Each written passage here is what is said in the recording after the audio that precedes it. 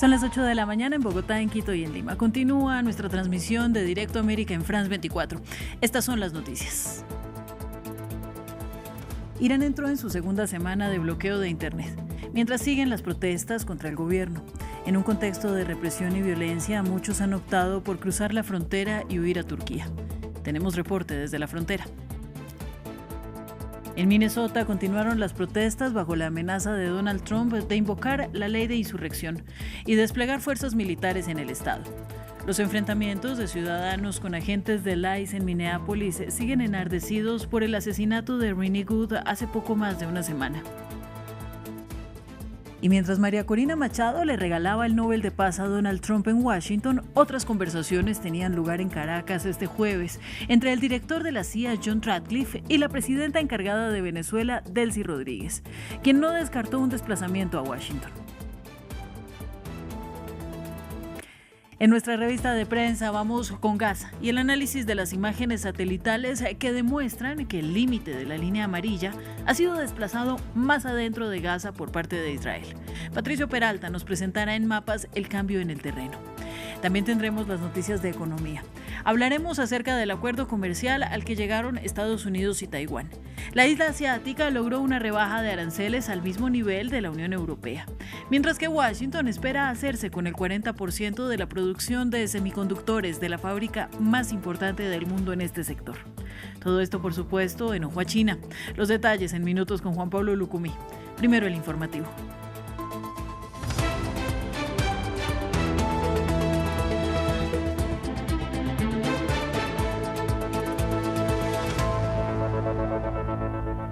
Y abrimos el informativo en Irán porque el país entró en su segunda semana de bloqueo de Internet, en medio de las protestas antigobierno que estallaron el 28 de diciembre. El presidente ruso Vladimir Putin conversó por teléfono con el presidente Masoud Pezeshkian y ofreció esfuerzos para desescalar la situación interna, pero también conversó con el primer ministro israelí y le ofreció hacer como mediador de Teherán. El actual movimiento de protesta en Irán llega años después de un gran levantamiento en defensa de los derechos de las mujeres. El lema Mujeres, Vida y Libertad, que era su grito de lucha y que todavía resuena. Pero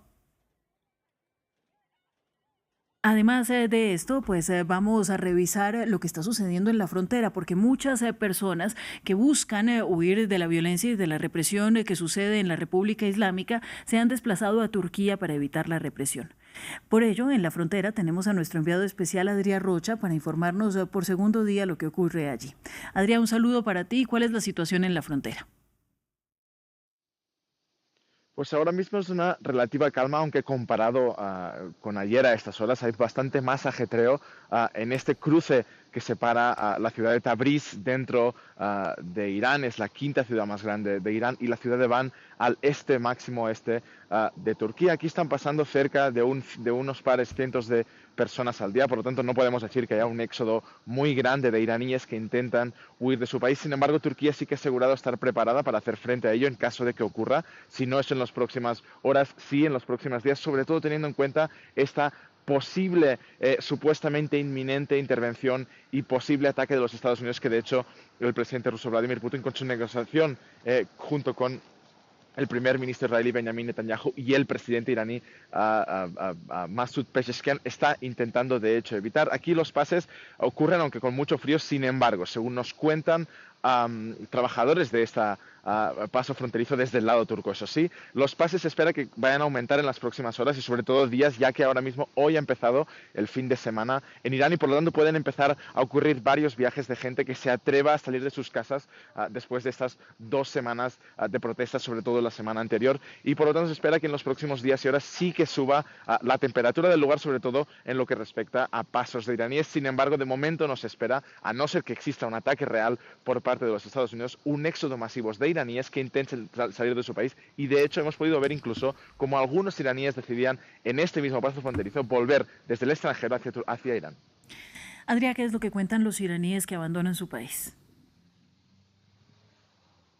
Pues muchas cosas y sobre todo muchas muy terribles. Los que entran a su país lo hacen con muchísimo miedo de lo que se puedan encontrar después de pasarse una semana entera sin poder contactar casi con sus familiares en el interior. Y los que salen hablan de escenas de terror y de guerra, sobre todo el jueves y viernes de la semana pasada. Incluso hemos podido hablar con un joven teheraní que acaba de llegar ahora mismo a Turquía desde Teherán por tierra. Recordemos que todos los vuelos o casi todos los vuelos hasta hoy mismo han sido cancelados desde Irán, y nos hablaba de unas escenas, sobre todo el jueves y viernes, de guerra absoluta, de terror, y dijo que incluso vio como policías iraníes disparaban con escopetas con fuego real a bocajarro en contra de los manifestantes que estaban, sobre todo jueves y viernes, como decíamos, en las calles de Teherán. Desde entonces las protestas casi han parado y todos hablan de una relativa vuelta a la normalidad en Irán, eso sí, con un miedo atroz de un posible retoma de esta violencia policial y sin internet. Muchos de ellos, de los que volvían y que se iban del país, de hecho nos hablaban que la comparación con las anteriores olas de protesta en Irán que han ocurrido asiduamente en los últimos años es brutal si se tiene en cuenta el número de muertos. Muchos nos decían que mucha gente no conocía muertos en las anteriores olas de protestas en el país, o que si había conocido algún muerto era un familiar muy lejano o un amigo de un amigo de un amigo. Ahora es muy distinto. Todos nos han dicho que todos tienen o familiares o amigos o compañeros de trabajo que han muerto durante estas protestas en Irán. Pues muchas gracias, Adrià, a ti por la información. Vamos a continuar, entre tanto, con más noticias. 24 trabajadores humanitarios que participaban en el rescate de refugiados en Grecia fueron absueltos de los cargos de tráfico de migrantes, en un caso que las organizaciones de derechos humanos han calificado de intento infundado de criminalizar la ayuda a los refugiados que se dirigen a Europa. Este juicio fue celebrado en la isla de Lesbos. Tuvo lugar en un momento en que los socios del viejo continente han estado endureciendo las normas sobre migración, mientras los partidos de derecha siguen ganando terreno en todo el bloque. Vamos ahora a Estados Unidos, porque el presidente Donald Trump amenaza con invocar la ley de insurrección para sofocar las protestas en la ciudad mayoritariamente demócrata de Minneapolis, en el estado de Minnesota. La ley permite el uso del ejército estadounidense en territorio nacional, y su amenaza ha agravado las tensiones en terreno, donde un agente del ICE mató a una mujer la semana pasada y un agente federal disparó e hirió a un hombre el miércoles. Los detalles a continuación. Las tensiones en Minneapolis han alcanzado su punto álgido. La Casa Blanca afirma que los 3.000 agentes del ICE que han llegado a la ciudad están allí para tomar medidas enérgicas contra lo que consideran como inmigración ilegal, pero los funcionarios locales y estatales dicen que el verdadero propósito es sembrar el miedo. Agentes del ICE, armados, enmascarados y sin la formación adecuada, van puerta por puerta ordenando a la gente que les señale dónde viven sus vecinos de color. Detienen a personas indiscriminadamente, incluidos ciudadanos estadounidenses, y les exigen que muestren sus documentos. El jueves, Donald Trump recurrió a las redes sociales para calentar aún más los ánimos, afirmando que estaba considerando invocar la ley de insurrección, una ley poco utilizada que le permite desplegar al ejército estadounidense en territorio nacional, lo que provocó acusaciones y preguntas por parte de los demócratas, que consideran que Trump planeaba militarizar las ciudades demócratas antes de las elecciones de mitad de mandato. Mire, francamente esa es una pregunta que solo el presidente puede responder, pero la ley de insurrección es una herramienta a disposición del presidente. Lo que avivó las protestas fue el fatal tiroteo de la semana pasada contra Rene Nicole Good por parte de un agente del ICE, seguido el miércoles por otro tiroteo que hirió a un hombre que se dice que estaba en Estados Unidos de forma irregular y acusado de resistirse al arresto. Videos publicados en internet como este, en el que se ve a agentes del ICE sacando a rastras a una mujer discapacitada de su coche el martes, a solo unas cuadras de donde murió Rene Good, han expuesto las tácticas de mano dura que emplea el ICE. Sacaron a rastras de un auto a una persona con discapacidad que iba al médico y la acosaron. El presidente está actuando de forma ilegal. Tiene a la agencia ICE actuando como su policía privada. Están llamando a las puertas de la gente, a las puertas de ciudadanos estadounidenses, y les están quitando su libertad. A pesar de la sugerencia del presidente Trump de que los ataques contra agentes federales podrían ser una justificación para invocar la ley de insurrección, hasta el momento no se han presentado cargos federales alegando que los agentes hayan sido atacados o agredidos en Minnesota esta semana. Cambio de tema, el director de la CIA, John Ratcliffe, se reunió en Caracas con la presidenta encargada de Venezuela, Delcy Rodríguez. Lo informó el New York Times citando a un funcionario estadounidense. La reunión, que no pudo ser verificada de manera independiente, habría tenido lugar este jueves. Las partes hablaron de cooperación en materia de inteligencia, la estabilidad económica y la necesidad de garantizar que Venezuela deje de ser un refugio seguro para los adversarios de Estados Unidos, especialmente los narcotraficantes, según fue informado textualmente. The New York Times también resaltó que Rodríguez previamente participó en negociaciones con el enviado especial estadounidense Richard Grenell para lograr un acuerdo que permitiera que el expresidente Maduro, ahora depuesto, renunciara voluntariamente al poder.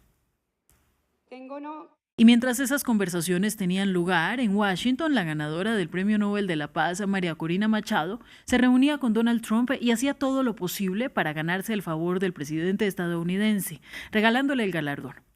Pero hasta la fecha, la líder opositora no ha conseguido el respaldo de Trump para tomar las riendas de Venezuela, tras la captura de Nicolás Maduro durante la incursión en Caracas.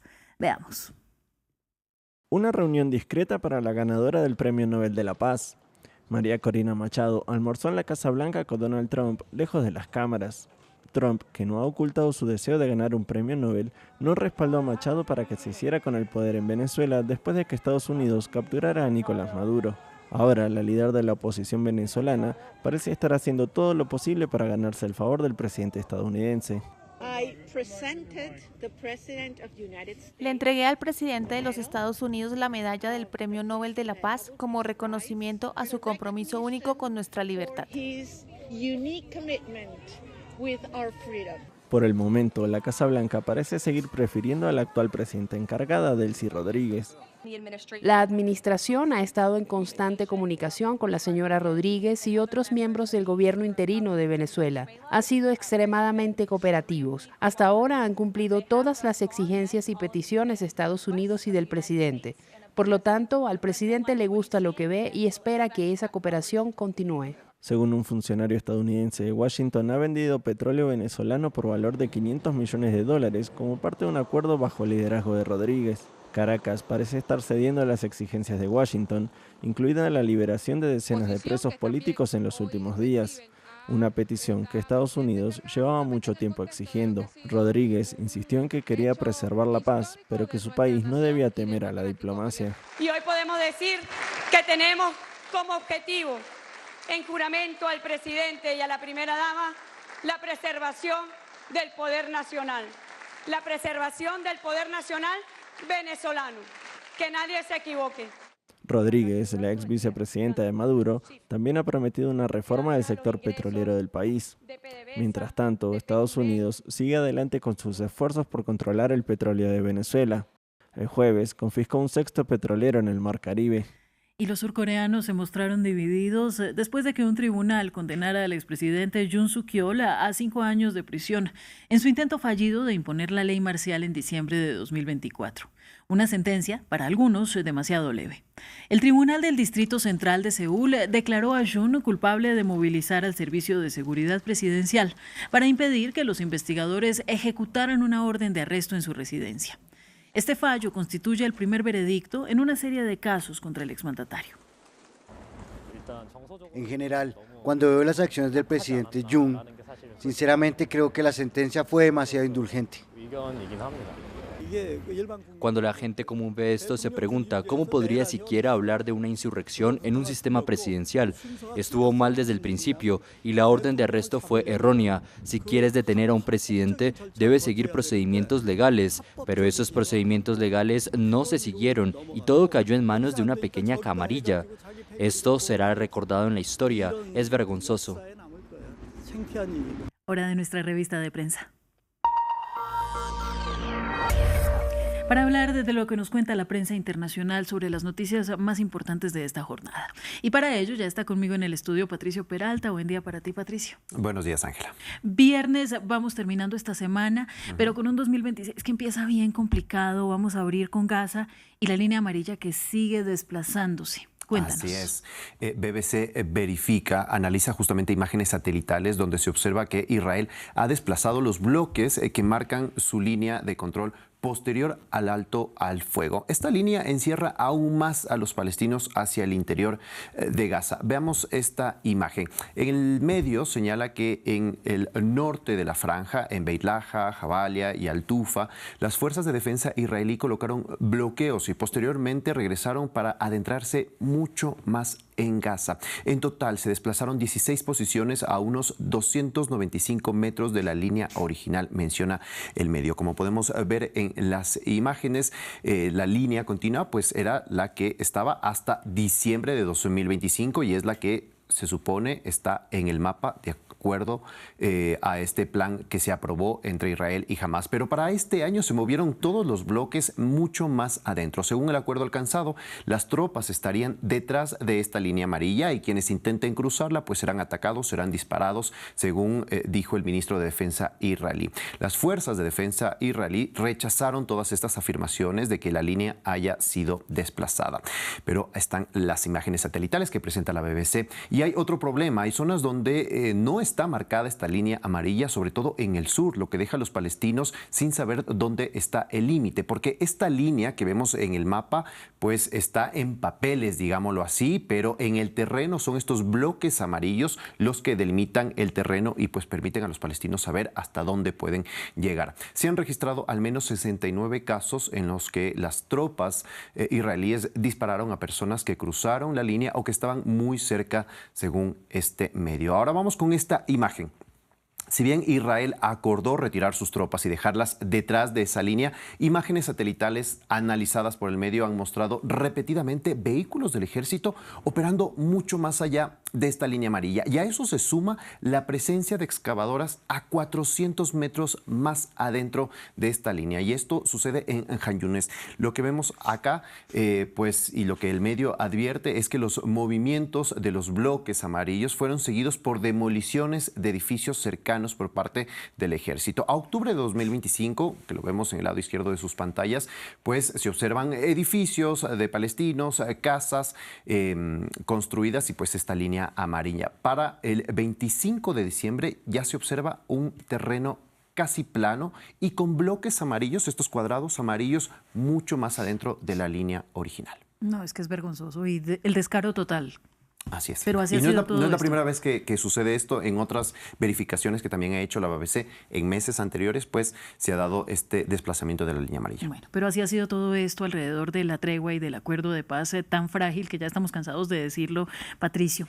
Pero bueno, vamos a cambiar de tema, vamos con datos que nos revelan el caos el día que Renee Good fue asesinada por agentes del ICE en Minneapolis, otro de nuestros grandes titulares en France 24. Así es, el New York Times entrega detalles de los registros publicados por los departamentos de policía y de bomberos de Minneapolis de lo que ocurrió ese día. Señalan que los socorristas encontraron a Wood inconsciente dentro de su camioneta, la sacaron del vehículo, pero no respiraba y tenía el pulso irregular. Presentaba 2 aparentes heridas de bala en el lado derecho del pecho, otra en el antebrazo izquierdo y una posible cuarta en el lado izquierdo de la cabeza, según el informe del Departamento de Bomberos. La trasladaron en una ambulancia donde le practicaron RCP, llegaron al hospital, pero suspendieron las maniobras de reanimación cerca de las 10:30 de la mañana. Las primeras llamadas al 911 sobre el tiroteo de Wood se recibieron a las 9:39 de la mañana y los servicios de emergencia llegaron a las 9:42. Muy rápido acá el servicio. Para las 11 de la mañana ya la multitud rodeó al ICE, según estas comunicaciones, sobre todo del Departamento de Policía, y en 20 minutos los agentes abandonaron la escena. Para las 11:38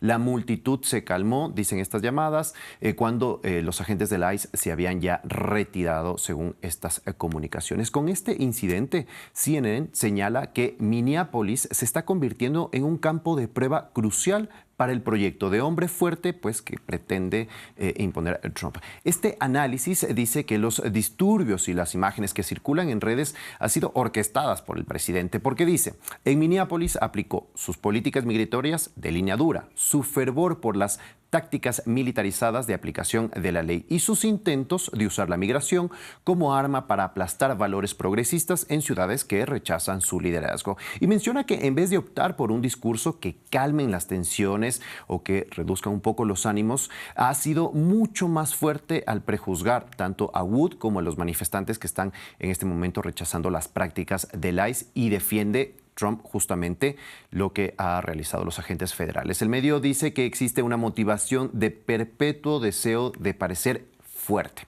Y en ese intento de presionar más, amenazó con implementar la ley de insurrección. Al Jazeera explica que esta normativa de 1807 permite a un presidente de Estados Unidos desplegar tropas militares federales dentro del país para restablecer el orden, pero la norma no define claramente qué se considera una insurrección o una rebelión, por lo que quedará a consideración del presidente, pues, si esto se determina. Y no es la primera vez tampoco que pues amenaza con utilizar esta ley. No, pues se corresponde con el carácter autoritario de Trump y además represivo y bully. Así es. La política del bullying. Y vamos a cerrar con el que ha sido otro de nuestros titulares en esta revista de prensa, y es el tema de María Corina Machado, la reunión con Donald Trump, todo este tema del regalo del Nobel de la Paz. Tú nos traes algunas caricaturas pues que nos permiten ver otra perspectiva de esta noticia. Así es, justamente nos ilustran lo que fue este hecho, y empezamos con esta primera caricatura de Cartoon Movement que titula El Nobel de la Paz está muerto, con la calavera pues de Alfred Nobel en el centro, que es justamente esta medalla que se entregó el día de ayer de parte de María Corina Machado a Donald Trump. Vamos ahora con esta segunda caricatura que dice y el premio Nobel de la Paz es para, y vemos ya a un Donald Trump finalmente ingiriendo la medalla que tanto ha pedido, que tanto ha deseado, y vemos a que dice Miss Venezuela pues cargando un barril de petróleo completamente de negro. Pasamos a esta tercera caricatura donde pues vemos a María Corina Machado pues rindiendo pleitesía justamente a Donald Trump, entregando la medalla, y un Donald Trump pues muy formal, muy de señor, con estos atuendos, estas túnicas, esperando recibir esta medalla. Y bueno, para cerrar, una última caricatura sobre lo que sucede en Groenlandia, esta isla helada que está rodeada justamente con lo que sería el copete de Donald Trump y con lo que podríamos incluir pues el soundtrack de la famosa y tradicional película de Tiburón. Gracias por esa última, Patricia. Así es, Ángela, ya nos vemos. Que tengas un feliz día. Vamos a las noticias de la economía. Con Juan Pablo Lucumí para hablar de las noticias más importantes de esta mañana. Juanpa, buenos días para ti. Feliz viernes. Muy feliz viernes, Juan Pablo, y muy merecido. Además, vamos a hablar de lo que ocurre en distintos países de Asia. Empezamos en Taiwán y con este acuerdo comercial que ha alcanzado con Estados Unidos. Así es, Ángela, se trata de un acuerdo que da la bendición de Estados Unidos para reducir los aranceles a los productos taiwaneses desde el 20% anterior hasta el 15%, un porcentaje similar al que logró llegar la Unión Europea o Japón. ¿Qué recibe a cambio Estados Unidos por este arancel? Pues la delegación de Washington logró tratos para obtener inversión de Taiwán. Se espera que la isla inyecte hasta $250.000 millones en Estados Unidos para la construcción y ampliación de fábricas de semiconductores para aumentar la producción de estos chips indispensables para la inteligencia artificial. ¿El acuerdo es bueno, malo o simbiótico? Un analista taiwanés opina lo siguiente. Al menos un 15% es un buen trato porque Taiwán probablemente, no sé si el gobierno puede conseguir un arancel más bajo o no, pero al menos el mismo tipo arancelario que Corea y Japón. Es aceptable. Toda la inversión de $500.000 millones, creo que el 50% vendrá de TSMC. Si imaginas que una fábrica cuesta unos $20.000 millones, entonces $250.000 millones serán solo 10 fábricas. Así que creo que en 10 años habrá 10 fábricas invirtiendo en Estados Unidos. I think in 10 years will be 10 factories. Bien, pero eso no es todo. El acuerdo tiene más componentes con un beneficio inmenso para Estados Unidos y una relajación importante para Taiwán. En el papel, el acuerdo permite que los medicamentos genéricos, sus ingredientes activos, los recursos naturales no disponibles en Estados Unidos y los componentes para la aviación con los que tampoco cuenta el país norteamericano, pues no estén sujetos a ningún derecho aduanero. Hay que decir que estas negociaciones no se dieron de la noche a la mañana. Taiwán y Estados Unidos comenzaron diálogos en abril de 2025 después de que el presidente estadounidense amenazara con imponer un arancel del 32% a las exportaciones taiwanesas, que luego se redujo al 20%. Ahora, TSMC, de origen taiwanés y la que es la mayor y más avanzada fábrica de fundición de semiconductores del mundo, ha sido de orgullo para el gobierno de la isla y ha jugado un papel clave en toda esta negociación. Taiwán tiene su montaña sagrada protegiendo a la nación, que es TSMC. A menudo decimos que mientras el pico principal permanezca en Taiwán y esté anclado en Taiwán, Taiwán es la montaña. Entonces podremos estar establecidos en Taiwán. Desplegaremos estratégicamente a nivel global y comercial a todo el mundo. Estados Unidos y Taiwán debajo de un árbol tomados de la mano, y esto por supuesto tiene que molestar a China. ¿Qué ha dicho Beijing? Como siempre ocurre, evidentemente China está atenta a cualquier movimiento de Taiwán y más si se trata de una inversión de Estados Unidos o de estas magnitudes de la isla que posee la empresa más importante en el tema de chips, justo en plena carrera por la inteligencia artificial y también la primera economía del mundo. Esto dijo el gobierno chino. China se opone firme y resueltamente a cualquier acuerdo con implicaciones soberanas o a un carácter oficial firmado entre los países con los que mantiene relaciones diplomáticas y la región china de Taiwán. Estados Unidos debe cumplir escrupulosamente con el principio de una sola China y los 3 comunicados conjuntos China-Estados Unidos. Vamos a seguir hablando de China. Mientras que rechaza el acuerdo comercial que se llevó a cabo con Taiwán, anunció otro, pero con Canadá. China, así como Taiwán, también está buscando acuerdo con un país norteamericano, pero no son Estados Unidos, sino con Canadá. De hecho, el primer ministro de este país dijo que ambos países esperan olvidarse de los problemas que tuvieron en el pasado y encontrar una relajación de aranceles. Canadá espera recuperar a ese gigante asiático que le compraba toneladas de productos específicos y China se ilusiona con enviar sus polémicos, pero muy exitosos autos eléctricos al norte de América. Escuchemos a Carney. China fue en su día el mayor mercado para la semilla de canola canadiense. No solo queremos volver a esos niveles, sino también ir más allá. Por eso me complace anunciar hoy que Canadá y China han alcanzado un acuerdo comercial preliminar histórico para eliminar barreras comerciales y reducir aranceles. Para el 1 de marzo, Canadá espera que China reduzca los aranceles sobre la semilla de canola canadiense a un tipo combinado de aproximadamente el 15%. Este acuerdo, claro que sí, sucede bajo el contexto de los aranceles de Donald Trump, que ha generado tensiones para China, para su vecina Canadá, y bueno, aquí está el resultado. Y para muchos países también en esa lista, el paquete de aranceles de Trump fue la tormenta perfecta que permitió que muchos socios históricos de Estados Unidos empezaran a mirar a otros frentes. Su vecino a Canadá fue uno de esos. En el pasado, Justin Trudeau, el anterior primer ministro de Canadá, visitó China en diciembre de 2017, pero al año siguiente Canadá se vio envuelta en una disputa chino-estadounidense al arrestar en Vancouver a un alto funcionario del gigante chino de telecomunicaciones Huawei, que era objeto de orden de arresto estadounidense. En ese momento, Beijing respondió deteniendo a 2 ciudadanos canadienses acusados de espionaje. Recientemente, Ottawa también había acusado a China de interferir en las elecciones canadienses. Pero ahora, ambos países esperan pasar la página concentrándose también en los números y los rendimientos económicos. Escuchemos a Carney. Y para ayudar a desbloquear todo el potencial de estas asociaciones y reducir costes para los canadienses, Canadá ha acordado permitir la entrada de 49.000 vehículos eléctricos chinos en el mercado canadiense, con una tasa arancelaria del 6,1% para la nación más favorecida. Y boom, hablamos de Venezuela. En anuncio de Delcy Rodríguez de querer reformar la ley de hidrocarburos, siguen las consecuencias después de la incursión de Estados Unidos. Un anuncio importantísimo. La presidenta encargada propone lo que sería una reforma petrolera justo mientras los inversores estadounidenses presionan por facilitar el acceso a la industria petrolera sudamericana. Según Rodríguez, la reforma permitiría que estos flujos de inversión se incorporaran a nuevos campos. También explicó que los fondos del petróleo irían a los trabajadores y a los servicios públicos. Estados Unidos afirma que ya se han generado alrededor de $500 millones con la venta de petróleo bajo un acuerdo con Caracas y que estos se están reteniendo en cuentas bancarias controladas por Estados Unidos. Escuchemos a Rodríguez.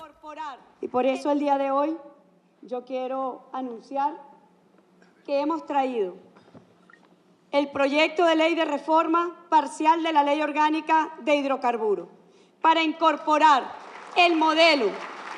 los modelos productivos que están en la ley antibloqueo sean blindados en nuestra ley de hidrocarburos, que permitan que esos flujos de inversiones sean incorporados a nuevos campos, a campos donde nunca se ha hecho inversión y campos donde no hay infraestructura.